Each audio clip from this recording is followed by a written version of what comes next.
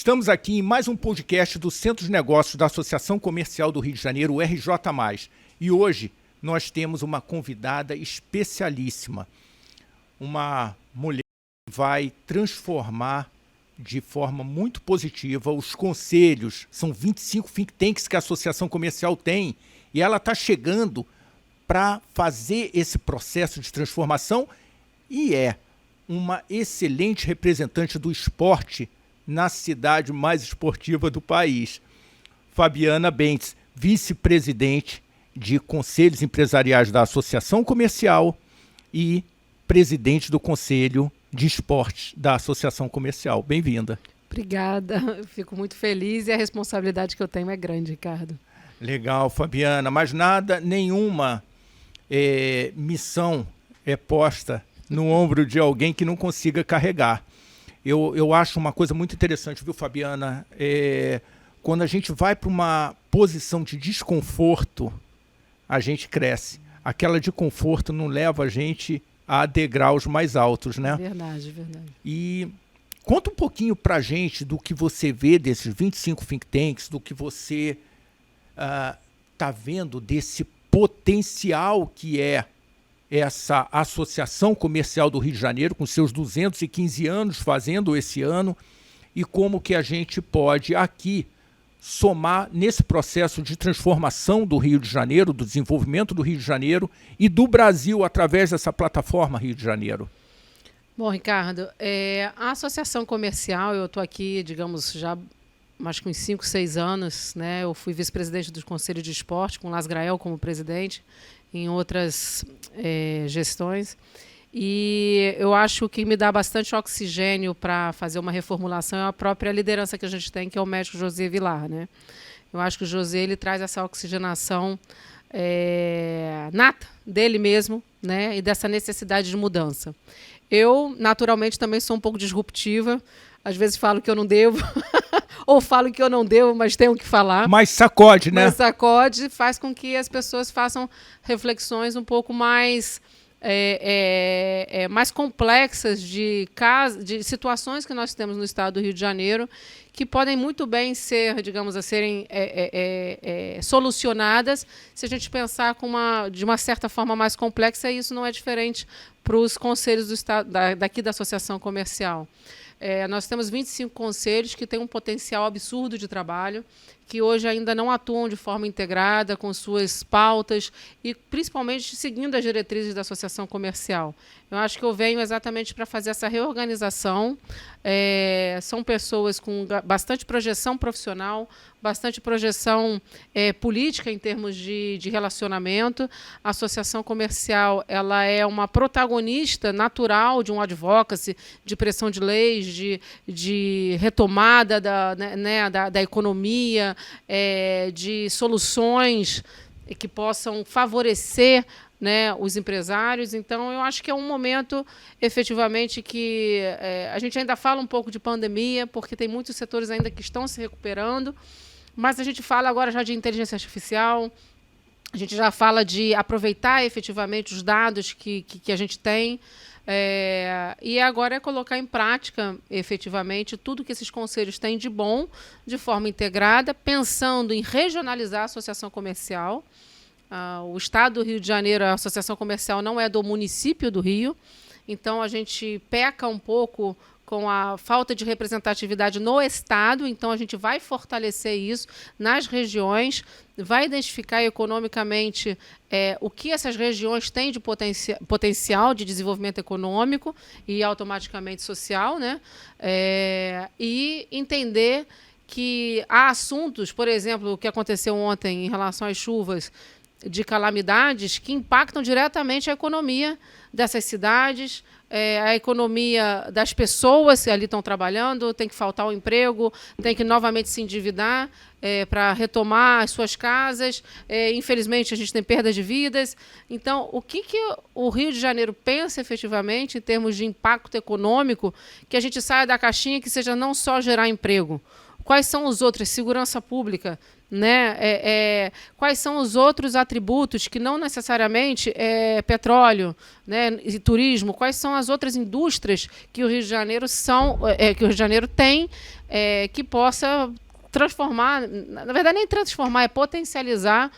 O Rio de Janeiro como motor, né, uma força motriz da economia no país, né? Às vezes a gente fala muito mal do Rio, por uma questão, efetivamente, de que é sempre quando você é o centro da atenção, você toma pedrada, e o Rio de Janeiro, no Brasil, é o centro de atenção sempre. É uma cidade porta de entrada para o Brasil. Então, ao mesmo tempo que existe, né, obviamente, há questões muito peculiares e muito necessárias da gente cuidar, nós temos que cuidar das nossas potências, e porque ao desenvolver nossas potências nós vamos ter capacidade de começar a mitigar os problemas que a gente que a gente tem no dia a dia da cidade e do estado. Fabiana, você sabe uma coisa interessante? O seu discurso, eu estou lembrando de um advogado que teve aqui com o grande Técio Lins e Silva, e ele falou assim, ele é português, e falou, esse aqui é o país das oportunidades, vocês se entendem menores do que vocês são, vocês se entendem menos potência do que vocês são, isso aqui é absurdamente favorável a bons empreendedores, e a gente fica muitas vezes olhando e falando assim, puxa vida, mas precisava de uma lei que ajude assim, uma lei que ajude assado. E é necessário que isso aconteça. Porém, eu acho que a gente tem que pegar o nosso chapéu e falar assim, vamos embora, vamos caminhar, que a gente já tem boa parte do que a gente precisa, que é aquilo que está no coração do carioca, do fluminense, do brasileiro. Como é que você vê, você falou dessa questão de trabalhar a transversalidade dos conselhos, desses 25 think tanks, que eu acho que é fabuloso. Nós temos um conselho de segurança que, se não conversar com um de logística, que são dois monstros sagrados, ou conjuntos de monstros sagrados, que lá dentro estão, grandes players nesses segmentos, se eles conversarem, nós teremos um resultado melhor, tanto para a logística quanto para a segurança. E se de repente vier o esporte sustentando ali opção nas comunidades, menos se sujeitarão a desconformidades, né, ou a criminalidade. Essa transversalidade eu acho que é muito importante. Eles precisam conversar mais do que já fazem, para que a gente tenha resultados diferentes do que o que a gente tem, né? Ricardo, eu acho que não só conversar, traçar objetivos intersetoriais, né? A gente precisa fazer uma interseção nas prioridades dos conselhos para que a gente possa chegar a algum lugar. Porque, por exemplo, o Conselho de Esporte, Lazer e Desenvolvimento Social que eu presido. Por que esses três? Porque o esporte ele é naturalmente uma ferramenta de cidadania plena. Saúde, bem-estar, foco da criança na escola, diminuição da violência doméstica, diminuição da violência escolar, liderança, aptidões. Ou seja, o esporte, ele naturalmente ele é um fator inclusivo, mas ele é um fator de geração de emprego fenomenal que as pessoas não reconhecem. Se você imaginar cada clube, um Flamengo, quantas pessoas ele emprega da base até o alto rendimento, você já vê. Aí não só, aí você entra na economia das praias, aí você entra nos eventos esportivos, e a economia que está ali ao redor. Então, as pessoas não veem... Sempre o esporte é inclusão, inclusão, inclusão, mas o esporte não é dinheiro, é dinheiro. Então, essa é uma questão. O lazer. A gente fala muito de uma questão, por exemplo, o arrastão na praia de Ipanema. Né? A gente se choca. Na segunda mais bonita praia do mundo. Aí você se choca, é uma coisa assim, impressionante e tal. Aí a gente tem que começar a estabelecer um entendimento de... As comunidades têm área de lazer? As comunidades têm um local de válvula de escape para essas pessoas irem para como um piscinão de Ramos, por exemplo? Não que justifique o arrastão de forma alguma, não é isso que eu estou dizendo. O que eu estou dizendo é que a gente precisa, dentro do Estado, nos seus municípios, nas suas comunidades, áreas de respiração, de oxigenação dessas pessoas em momentos de lazer. Elas vão, eventualmente, para uma praia, acontece uma briga, o negócio desanda e acontece não só o arrastão em função de criminalidade, mas do susto mesmo. Né? Acontece que, de repente, vira uma coisa muito maior do que é pelo susto daquilo. Então, a gente tem, hoje, uma necessidade de olhar para as praças públicas, para as comunidades, para a gente atribuir a essas pessoas a possibilidade de ter lazer. E o lazer delas é o quê? Estar numa praça, jogar um futebol, jogar um vôlei, fazer uma pequena quadrinha, ter acesso a uma aula de ginástica no local, melhorar a qualidade de vida dessas pessoas, que aí, consequentemente, você também tem outros benefícios. E o desenvolvimento social é que nada se pode fazer dentro de um Estado se não houver desenvolvimento social. A falta de desenvolvimento, a falta do índice de desenvolvimento humano, que você tem que melhorar a cada ano, é onde é a referência do que efetivamente você pode atingir como sociedade. Se você tem um IDH baixo, uma área de lazer que não existe, um esporte que não tem, uma educação que não engaja, você vai diminuindo o seu IDH e não tem como fazer a outra curva de empreendedores, não tem. A violência se estabelece como um fator básico dessa sociedade e você não consegue se desenvolver a partir daí. Então, essa interseção. Eu estou falando do esporte, por exemplo, a gente tem lá um dos maiores eventos de surf do Brasil, acontece em Saquarema, com a World Surf League, e a World Surf League ela dá um retorno maior do que de impostos para Saquarema por causa do evento. Assim, gente, e agora, se eu não tenho daqui para o município do Rio, que é onde, né, os estrangeiros chegam, para pegar um carro para Saquarema, uma área de segurança naquela estrada, olha o problema que a gente tem.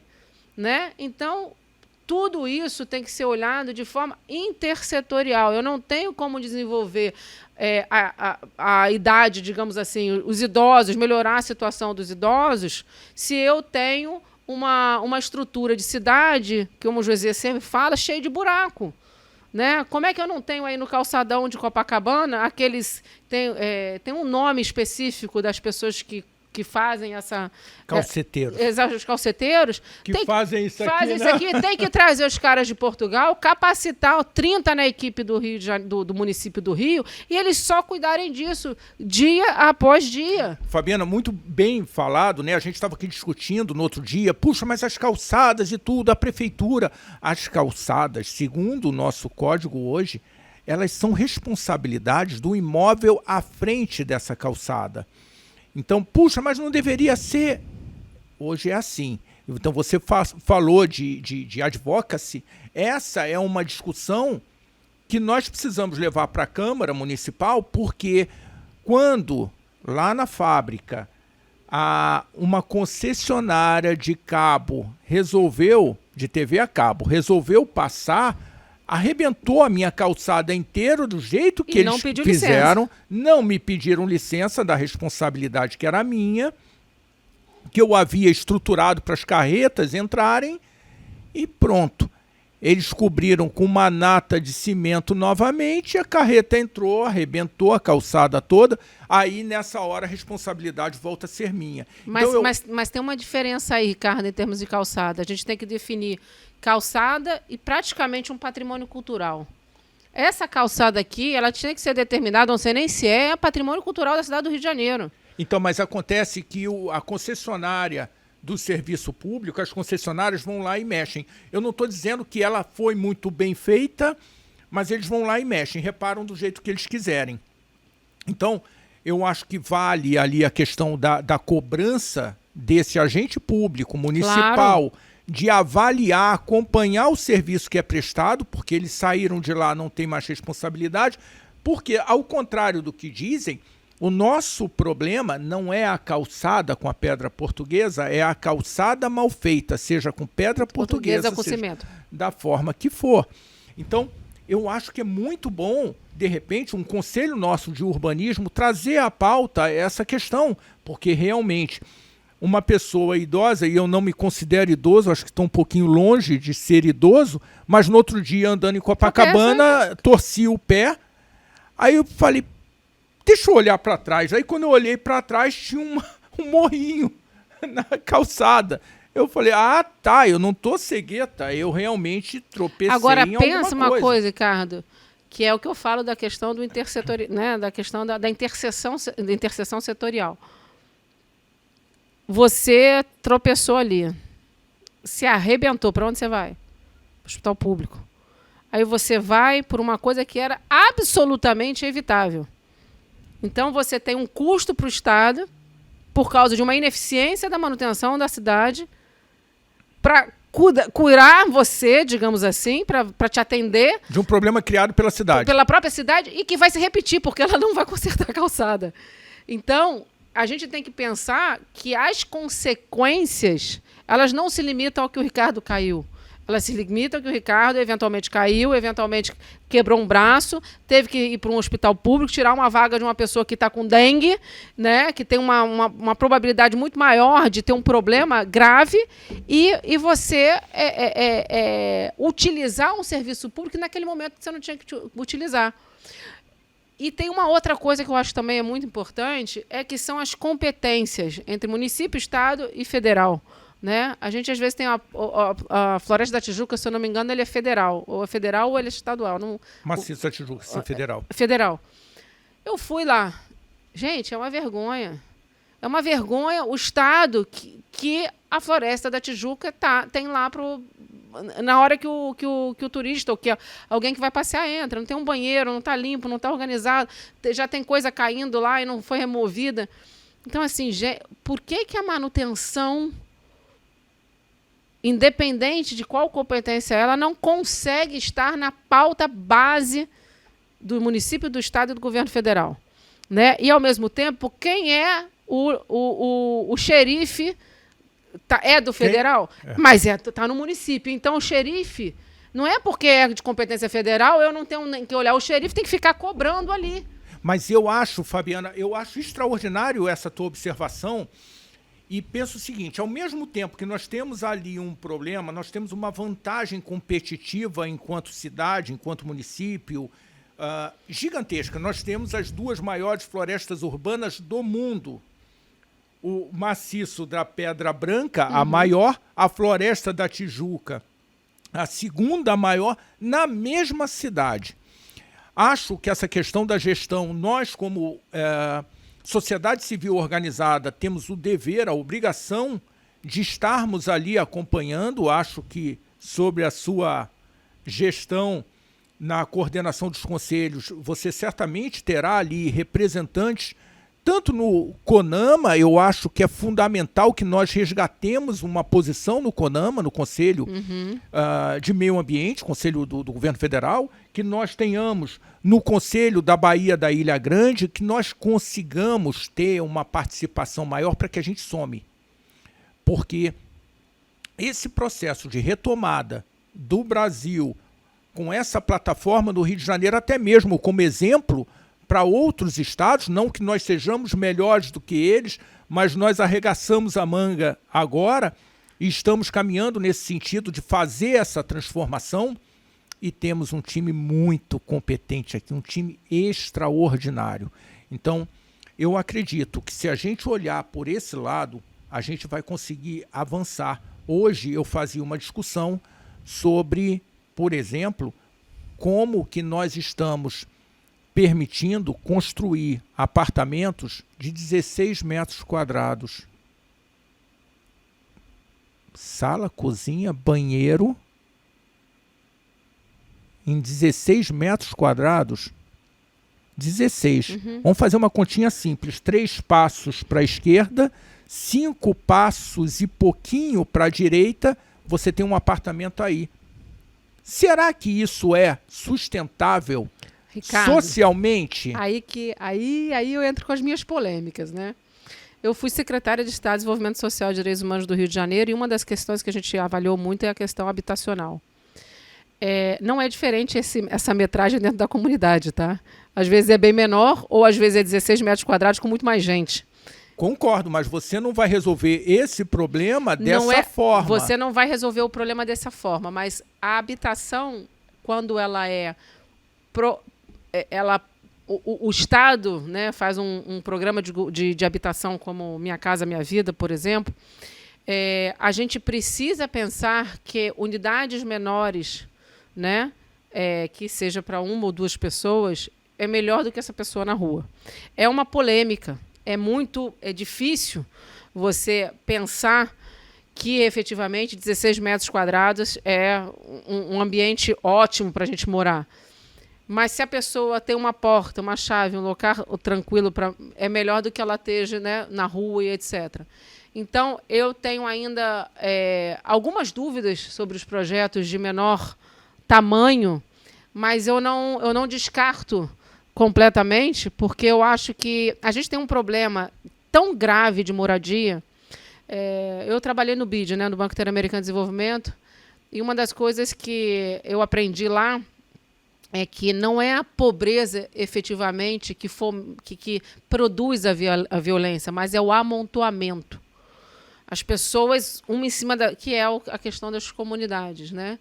Então, isso daí faz uma reflexão muito grande, porque se você faz, vamos dizer assim, um programa social com apartamentos pequenos e com uma área comum de lazer e convivência, o que foi o que eu falei lá no início em relação à praia, as relações comunitárias, você consegue administrar, porque as pessoas não estão amontoadas, sem esgoto, sem saneamento, sem, né, sabe? Sem condição de colocar uma coisa numa geladeira, né? Então, é muito interessante a gente falar disso, porque a questão social no Rio ela é muito grave.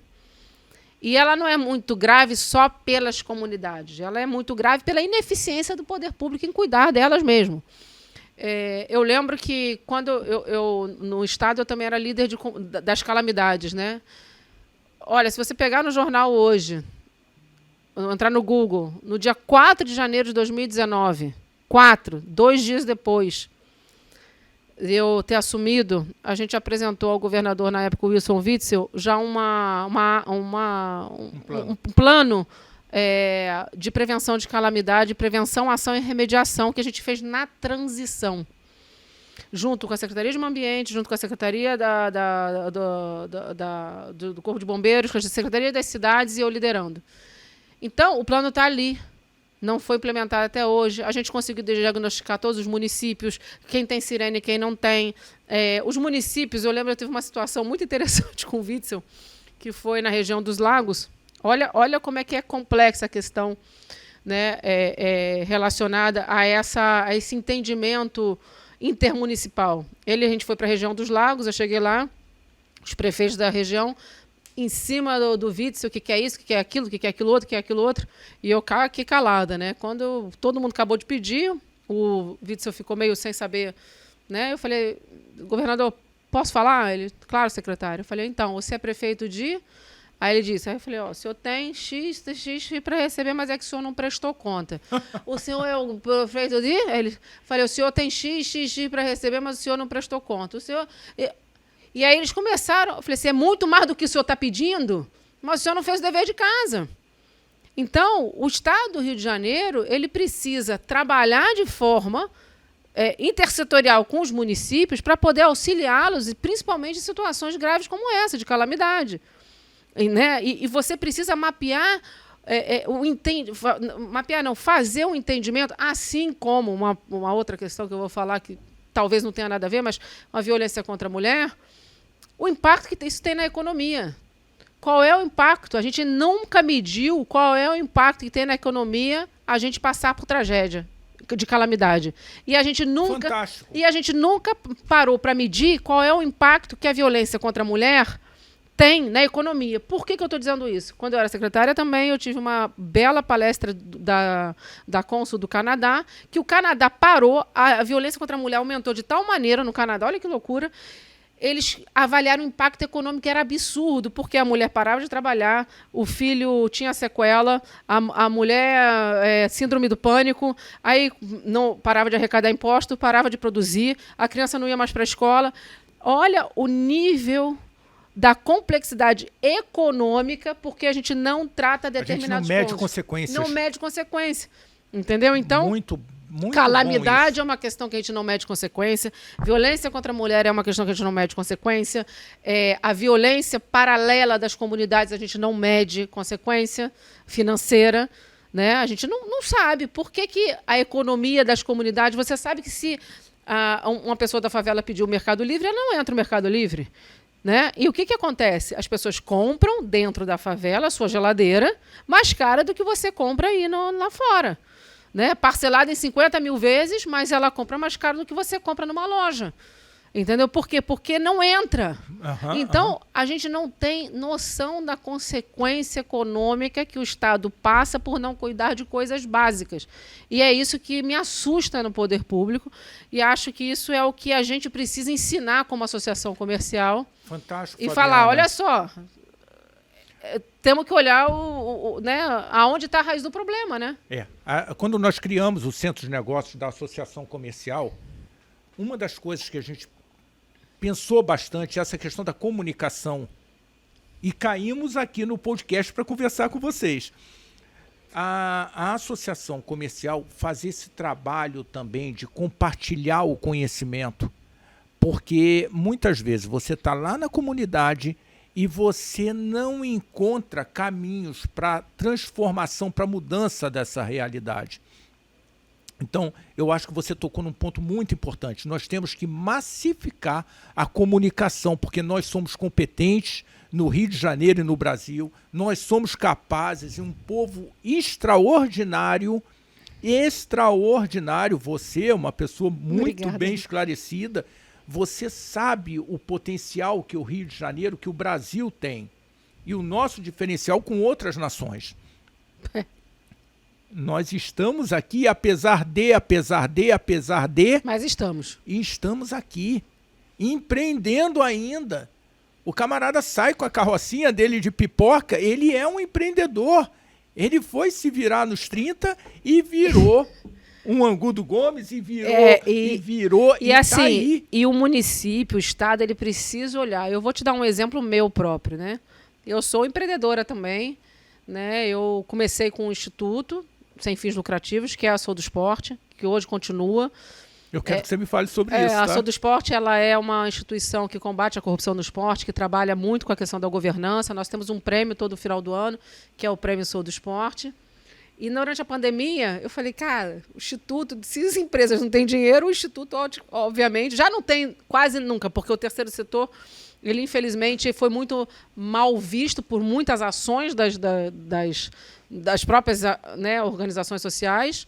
Mas, no meu caso, graças a Deus, eu tenho uma linha de atuação muito forte e de muita credibilidade. E, desde o primeiro ano, eu atuo com essa análise de governança das entidades olímpicas e venho fazendo o prêmio e tal. Veio a pandemia, eu falei, o que eu vou fazer? Não fiz o prêmio em 2020. Em 2021, a Band me pegou e me deu a parceria. Eu fiz 2 prêmios ao vivo na Band Esportes.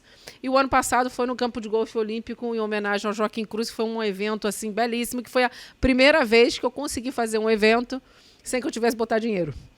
Eu consegui os patrocinadores, eu consegui tudo, porque realmente, agora esse ano, vai ser em homenagem à Hortência, lá no campo, vai ser uma coisa, um espetáculo. Aí, só que eu falei assim, gente, a Sou do Esporte, ela criou um ambiente tão legal, eu preciso desdobrar isso. Aí criei o Sou do Esporte Café, que é o meu restaurante, está aqui na Marina da Glória. A gente abriu em fevereiro. É um restaurante, na verdade, estava na Barra. Aí, na Barra, ela estava muito caro, o custo estava muito caro. E aí eu fui convidada para vir para a Marina. E aí vim para a Marina, abri ele aqui. É um restaurante de uma alimentação super saudável. A gente está fazendo agora o catering das clínicas esportivas do Rio Open. Então, assim, é super legal. Depois te convido, sei lá, Ricardo, porque é uma alimentação, café da manhã, tudo e tal. Aí, olha que coisa. Eu abro o restaurante dia 1º de fevereiro. Hoje e ontem, o restaurante foi obrigado a fechar por causa do G20. Eu fiquei 2 dias sem faturamento. Meus funcionários estão os 2 dias, digamos assim, sem receber as comissões. A gente não teve 2 dias de desconto no aluguel. E por aí vai. Eu ia te perguntar quais são as oportunidades de negócio no G20. Aí você... De repente você vai falar assim... Não, um amigo meu falou assim, e aí, você tá bombando aí na Marina? Não, eu tô fechado, eu fui obrigada a fechar. Então, assim, como é que a gente não consegue olhar... Vai vir o G20 de novo agora em novembro, e aí vai ter lá na área do MAN. Meu Deus, mas não sou só eu, são os barqueiros, são os passeios turísticos. Não é a Fabiana com o restaurante, é o cara lá que está com a loja de moto nova dele. E esses empresários? E aí não, fecha porque eu quero que feche. Então, assim, eu entendo tudo isso, mas, assim, ao mesmo tempo, tem que haver uma compensação, tem que olhar para o empresário, tem que falar qual é o seu faturamento nesses dias, vamos te compensar, vamos te ajudar.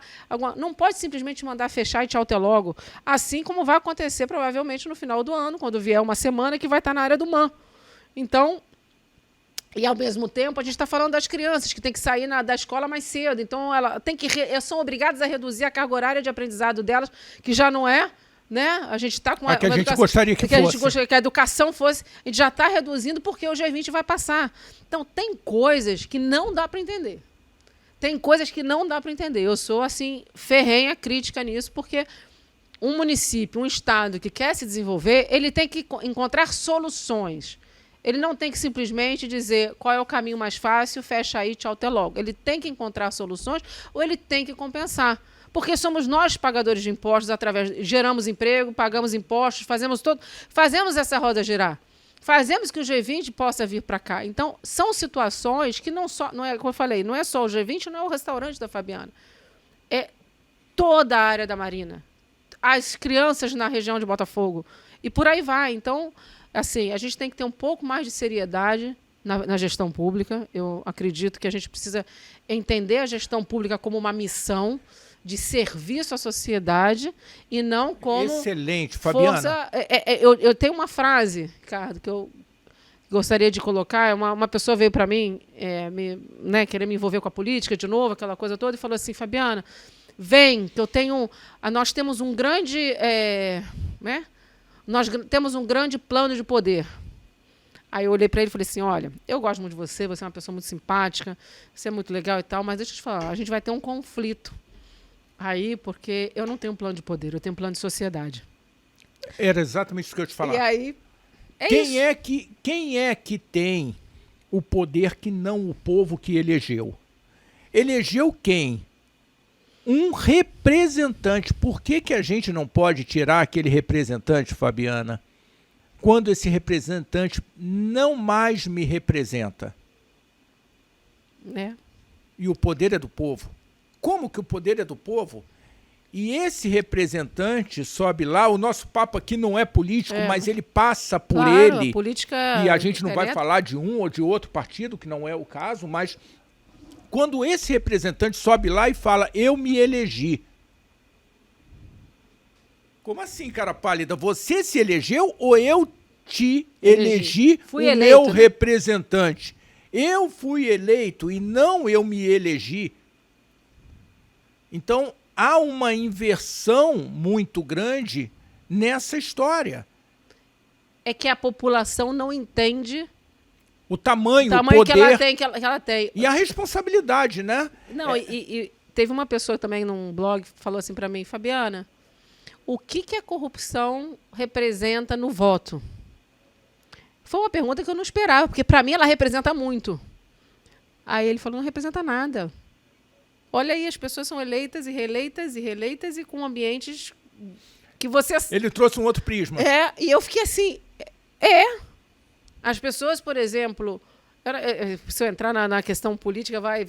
Mas a questão é, nós precisamos perceber, primeiro, em termos de Rio de Janeiro, que é a vitrine do país, que nós vamos tomar pedrada, óbvio, porque a vitrine sempre toma, mas o potencial que nós estamos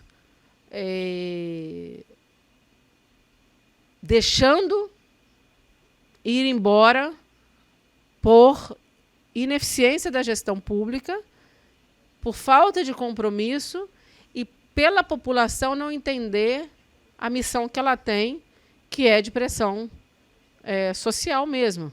Quando eu vejo pessoas esclarecidas, que entendem seu papel social e falam: eu não vou me meter com política, eu fico louca.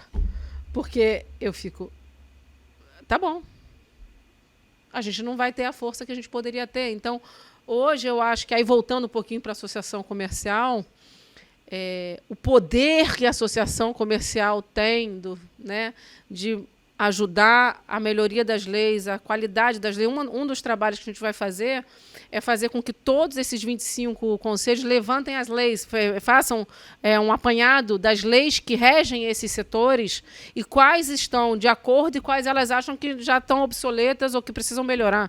Porque esse é um papel que a gente precisa fazer junto à LERJ, né, e junto ao governo federal. A gente precisa olhar e falar assim, olha só, e a Câmara Municipal. A gente tem que olhar e falar assim, olha só, essa lei municipal aqui é muito boa, mas não serve para nada. Entendeu? Porque a realidade dos empresários do segmento esportivo não serve para nada. Ou você melhora, coloca desse jeito aqui, ou vai continuar e vai se tornar obsoleta. A mesma coisa da legislação federal, a mesma coisa da legislação estadual. Então, a gente precisa, como associação comercial, buscar o protagonismo do advocacy, né, da questão de batalhar pelo segmento, pela nossa sociedade. Pela nossa sociedade, pelo assunto comum que compete a todo mundo, né, com seus grupos, né, de interesse, obviamente, mas fazer essa roda girar. E, ao mesmo tempo, do outro lado, a gente criar oportunidades de negócios, a gente se tornar uma referência em oportunidade de negócio, mostrar que a associação comercial ela está ali para facilitar, para criar um networking efetivo, né? Criar uma roda de conversa que saia algum negócio a partir daí e que ela crie mais solidez e mais segurança jurídica para as pessoas investirem no estado do Rio de Janeiro, né? Então, se um empresário vem a partir da associação comercial, é uma maior segurança, vamos dizer assim, e a gente quer que isso se torne realidade, que ele abra o seu negócio, porque nós vamos... Olha, se você tiver um problema, nós vamos te ajudar. Eu estou contigo. Eu estou contigo. Já do que ficar aí, né, gritando, pelo amor de Deus, me atenda, porque meu problema é esse e ninguém está te atendendo, não tem protocolo. É verdade, então é verdade, Fabiana. Eu acho que isso é muito importante, esse papel é fundamental e há quem muito tem, no sentido de responsabilidade, muito é cobrado.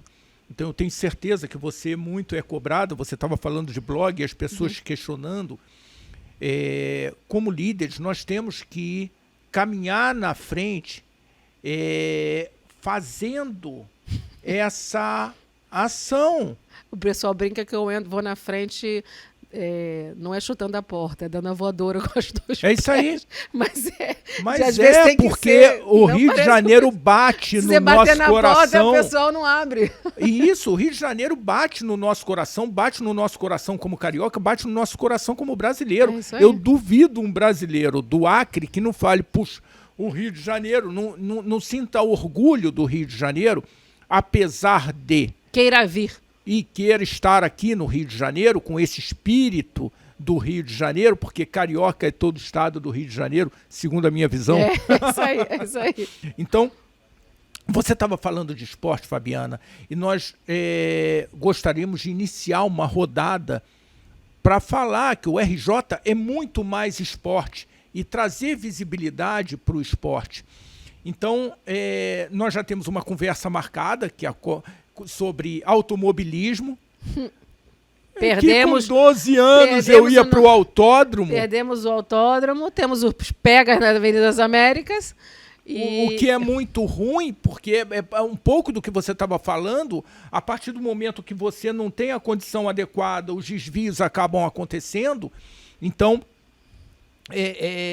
voltar a ter um autódromo é fundamental, bate desde Juan Manuel Fangio no nosso coração, na pista que tinha em São Conrado. Eu duvido alguém ver uma competição daquela lá atrás, hoje, e não se emocionar falando, nossa, mas com essa rodinha fininha, o cara corria ali, podendo cair no mar. Cara, que emoção! Cadê o nosso autódromo? Mas eu acho, Ricardo, que é o que eu falo. Tudo tem que ser agora Os espaços estão menores, a situação do Rio, né, depois do Rio 2016, teve uma ocupação desses lugares, digamos, de uma forma mais ampla, não que seja utilizado ou deixado de utilizar, o legado e aquela coisa toda, mas tem um lugar. Agora a gente precisa, todas essas questões relacionadas, por exemplo, ao autódromo, espaços de, por exemplo, o próprio Célio de Barros, na questão do atletismo, eles precisam ser estudados como viabilidade econômica mesmo, porque é isso que vai se justificar o investimento ou não. Agora, você está falando de automobilismo, o motocross no interior do estado, né? A gente tem um conselheiro, que ele é presidente da Federação do Estado de Motocross. Eu tive em Maricá andando, tá? Não, e o que ele vê hoje são os circuitos, não vou dizer ilegais, fakes, vamos dizer assim, competições que não têm a aprovação da Federação do Estado do Rio de Janeiro e que traz risco para os motoqueiros, né? Para os praticantes. Então, você tem que analisar isso, porque, e além disso, tem as vias, se elas estão adequadas no interior do estado para o motocross, a gente vai perder. A gente já foi perdendo, tem muita pista ainda, tem muito tudo, mas, porra, o interior do estado era para estar bombando de motocross.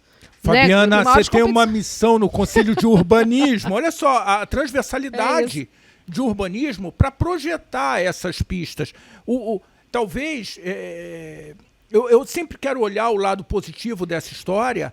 O motocross está pulsando no nosso coração. Eu falei, eu tive em Maricá com meu filho, andando de motocross no outro dia, fazendo uma trilha dentro de Maricá.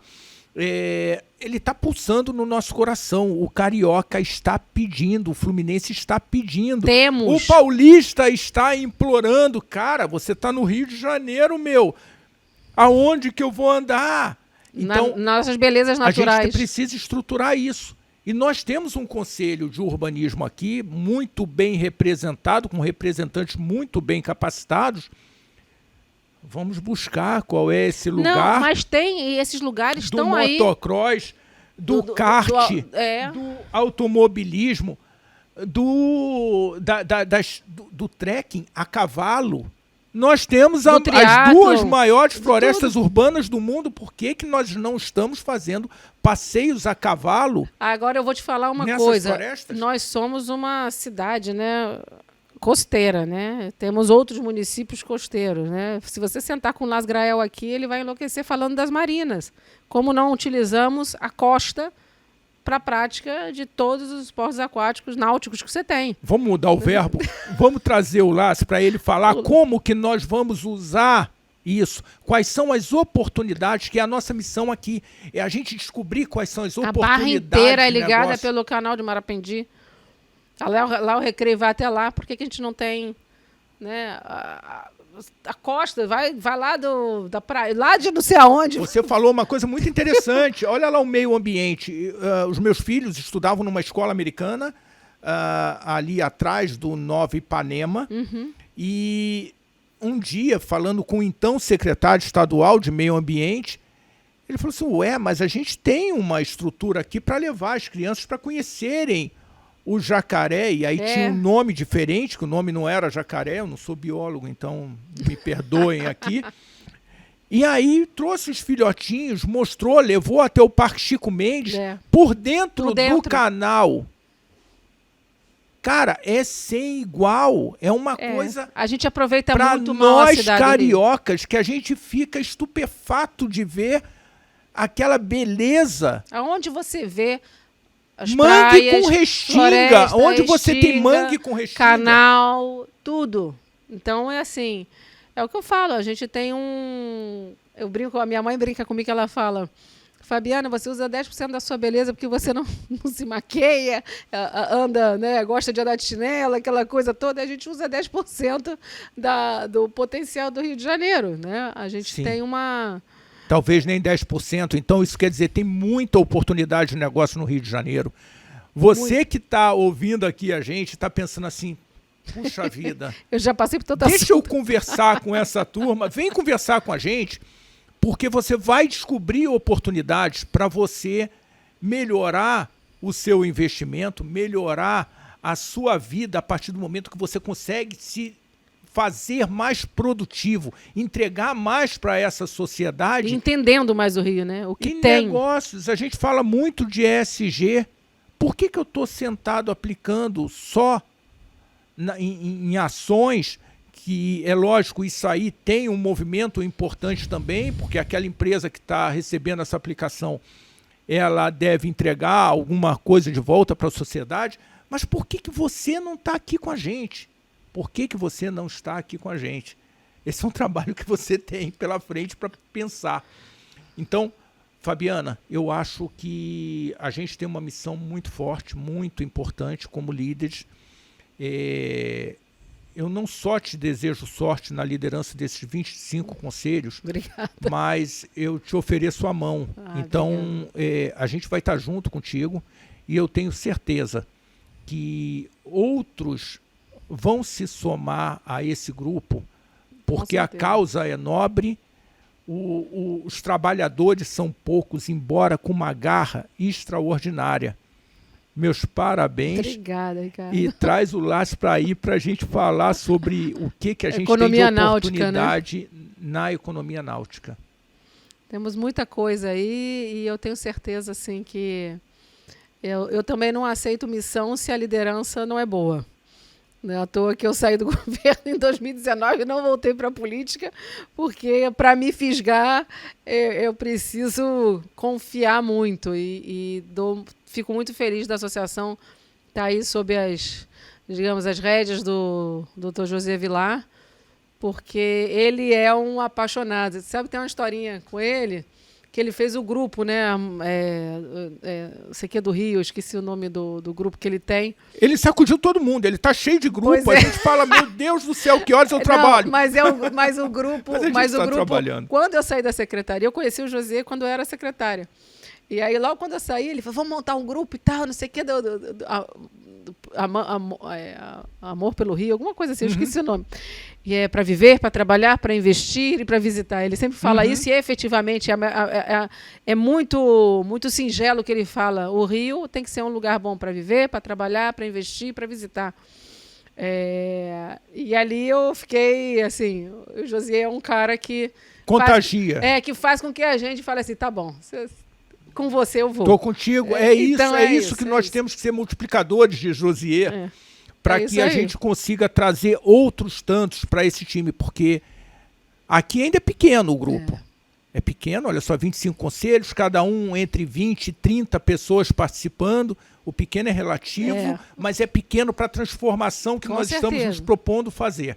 Então, vem, junta com a gente, vai lá no nosso canal, aperta o sininho, se inscreve, conversa conosco, conversa no próprio chat do canal, que a gente vai crescendo como grupo, crescendo como sociedade, né, Fabiana? É isso aí, é a nossa missão, né? Deixar sempre um legado e, né, não termos planos de poder e sim planos de sociedade, eu acho que é isso. Ótimo. Fabiana, estou felicíssimo, meus parabéns. Obrigada. Obrigado por ter vindo. Eu que agradeço. Obrigada.